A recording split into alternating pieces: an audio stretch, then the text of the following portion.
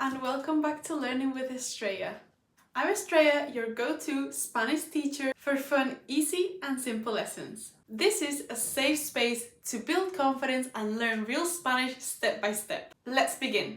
If you know Spanish words but don't know how to put them together to form a sentence, this episode is for you. Today I will show you how Spanish sentences work in a very simple and stress-free way. Part 1. The basic structure of Spanish sentences. Let's begin with the good news. The Spanish sentence structure is actually very similar to English. In most cases, Spanish sentences follow this structure. We've got subject plus verb plus object. For example, yo como pizza. I eat pizza. Ella bebe café. She drinks coffee. Nosotros estudiamos español. We study Spanish. So if you already speak English, this structure will feel very familiar. Let's try some more examples. Yo estudio español. I study Spanish. Él compra pan. He buys bread. Ella lee un libro. She reads a book. So please remember that Spanish sentences are not as complicated as they might seem. Part 2. The secret. The subject is often optional. Now, here's something very interesting about Spanish. In Spanish, we often remove the subject. That means we don't always say yo, tú, nosotros, etc. Why? Because if you look closer to each verb, it's different and unique depending on the person we're speaking about. In other words, the verb ending already tells us who is doing the action. For example, yo como pizza is the same as saying como pizza. I eat pizza. I could never say tú como pizza.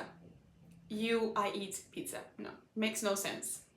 So como could only be used for I eat. More examples. Estudio español. The same as saying yo estudio español. I study Spanish. Vivimos en España. Same thing as saying nosotros vivimos en España. The verb ending already gives us the information we need. Okay, let's look at the verb comer, to eat. Comer.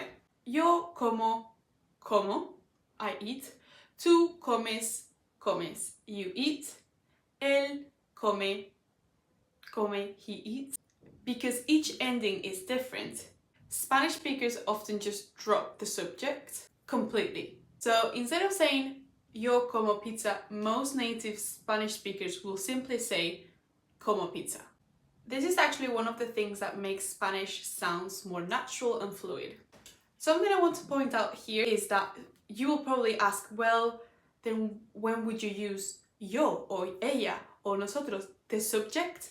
Well, we would use the subject when we want to emphasize someone. For example, we could be having a conversation and we could be saying, oh, well, I don't really study, I just work, something like that. Or Maria also doesn't study, following the conversation. Well, yo como pizza. I eat pizza. Same thing in English, like you would just emphasize the sound of I, she, Maria, ella, etc. So this works the same. If not, we could just say estudio español. I study Spanish. No emphasis in there. So most Spanish natives will simply add the subject when we want to emphasize something. Sometimes with scenarios like he or she, that could mean, for example, come, él come, ella come. With examples like that, if it's not too clear who you're talking about, then please use the subject. It's all about emphasis. Okay, part 3. Adjectives usually come after the noun. Okay, now let's talk about another key difference between English and Spanish. In English, adjectives usually come before the noun. For example, a big house, a red car, a small dog. But in Spanish, adjectives usually come after the noun. For example, instead of saying a big house, we simply say una casa grande. A house big, literally translated. So let's look at some more examples. A big house, una casa grande. A red car, un coche rojo. Small dog, un perro pequeño. This is something many beginners forget about, but once you get used to it, it becomes very natural. Okay, let's do a quick challenge together. Try to translate these sentences into Spanish. Pause the video or podcast if you want a moment to think about it. Number one, I live in Spain. Número dos, I drink coffee.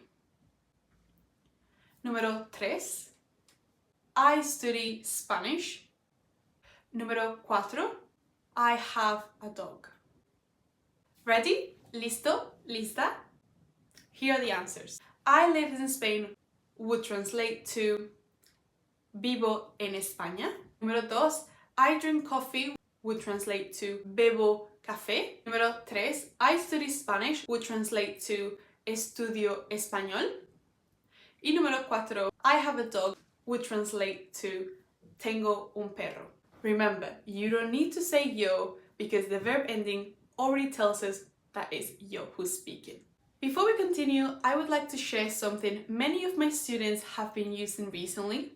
If you are a beginner learning Spanish and want clear explanations, structured exercises, and a guided practice, this workbook is designed to help you build a strong foundation in Spanish with simple grammar explanations, practical vocabulary, and exercises that actually help you start forming sentences. It's perfect if you've been learning on your own or if you want an extra practice alongside your Spanish classes. If you're interested in getting yourself the Ultimate Spanish Beginner Workbook, you can find yours today on my website, learningwithistraya.com, and I will also leave it in the description box below so you can definitely check it out after the episode. Okay, part 4.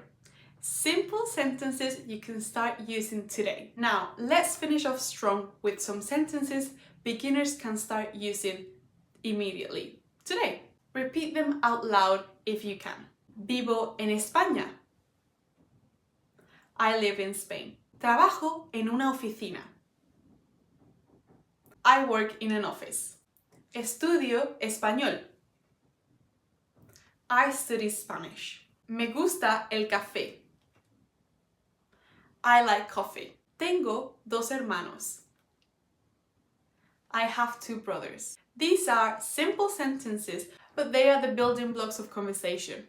The more sentences like this you learn, the easier it becomes to start speaking. Okay, my final tip.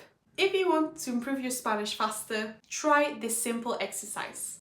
Every day, I want you to write 5 sentences about your life. For example, I work today. I drink coffee. I study Spanish.